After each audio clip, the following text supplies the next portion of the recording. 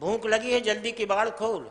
एकदम से जब भूख की बात आई, चाची को कुछ खबर दबर न रही, एकदम किवाड़े खोल दी और कन्हैया सामने हो गए। और चाची को कपड़े पहनने की खबर न रही, वैसे ही कन्हैया को गोद में बैठाल करके और प्रेमवश एक छोटा सा केला रखा था, श्याम सुंदर को खिलाने लगी।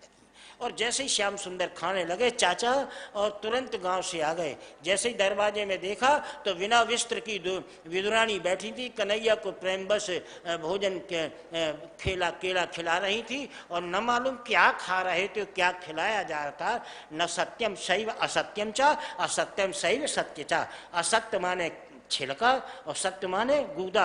ये पता नहीं चला कि भक्त अपने भगवान को असत्य खिला रहा है या सत्य माने छिलका या गूदा खिला रहा है। खिलाने वाला भी प्रेम मग्न है और खाने वाला भी प्रेम मग्न है। किसी को कोई खबर नहीं। विदुर चाचा को शंका हो गई। उन्होंने कहा बड़े बड़े भजन और भक्त वाले देखे, लेकिन मर्यादा रहे तो भक्त और भगवान का संबंध नहीं देखा। मैं देख रहा हूँ। बस इनको ऐसा कुभाव मन में आया। तो फिर भी विदुर थे, उन्होंने सोचा कि पहले कन्हैया को प्रणाम करने के पहले पदत्राणी तो उतार लूँ। पदत्राणी माने पैर की जूती, चप्पलें टूटी फूटी थी। जैसे ही पैर से जूती हाथ में तो ले लिया, जमीन में नहीं रख पाए। बांके बिहारी ने तिरछी नजर करके और विदुर चाचा की ओर देख गया। वो भूल गए।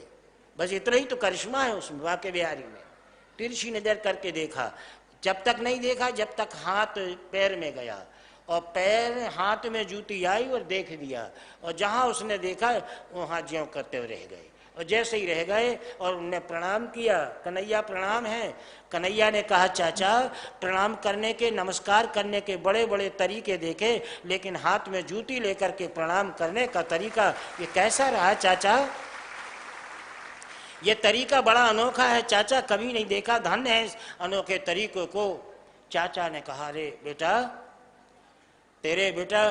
कन्हैया, तेरे प्रेम के भाव में बेहबर होकर के मुझे मर्यादा की खबर नहीं रही। बोले चाचा, तुम जैसे पिता को, चाचा को जब कन्हैया के प्रेम वात्सल्य भाव में मर्यादा की खबर नहीं रही, तो मेरी माँ विदुरानी को भी पुत्र के प्रेम भाव में चाची को वस्त्र पहनने की खबर नहीं रही। इस भजन में कुभाव कैसा आया। तो जत्रे निजत्र संदव्यम तमेवं परिमस्तुतम, जब जीवन में अर्पण से ऊपर उठ करके समर्पण का भाव आता है, जब तक अर्पण रहेगा तब तक मंदिर जाओगे, घंटे हिलाते रहोगे, मंदिर के घंटे बन करके रह जाओगे। और अगर एक बार जीवन में समर्पण आ गया तो तुम्हारी व्यवस्था बदल जाएगी। बनोगे घंटे जरूर, लेकिन छोटी घंटी बनोगे। अर्पण में घंटा बनोगे और समर्पण में घंटी बनोगे। दोनों में फर्क है कि घंटा बनोगे तो मंदिर में लटकाए जाओगे, तमाम दुनिया के लोग तुम्हें ठोकर लगाएंगे। अगर एक बार घंटी बन गए तो पुजारी के हाथ में रहोगे, जब आरती होगी तभी बजोगी। अब जीवन में क्या चाहिए? घंटा बनना है या घंटी? रोज ठोकरे खाना है तो घंटे बने रहो, अर्पण करते रहो। और अगर एक बार घंटी बनना है और पुजारी के हाथ में जाना है, सम्मान के सूचक प्रिय बनना है, तो फिर समर्पण का भाव देखो। सम्राट कर्मयोगी परीक्षित को सुखदेव जी महाराज ने यही भाव बताया कि जीवन यात्रा में अपने परिवार के प्रति, समाज के प्रति, राष्ट्र के प्रति स्वचित्तता का भाव, समर्पण अर्पण का नहीं बल्कि समर्पण का रहना चाहिए। यदि समर्पण का भाव जीवन में अर्पण का रहेगा तो मंदिर मस्जिद रोज जाएंगे, थक जाएंगे। जाते जाते सूर्य अस्ताचल की चोटी पर जीवन यात्रा पहुंच जाएगी, परमात्मा की कृपा प्राप्त नहीं होगी। इसलिए जीवन में अर्पण वाले बने रहो, लेकिन एक आध बार अपने जीवन में समर्पण की व्यधा को बिठा लो, जीवन सत्य हो जाएगा। और परमात्मा आपके घर कैसे आएगा ये तो हम नहीं जान पाते हैं, पर उनकी कृपा आपके जीवन में, आपके परिवार में, आपके समाज में आ जाएगी।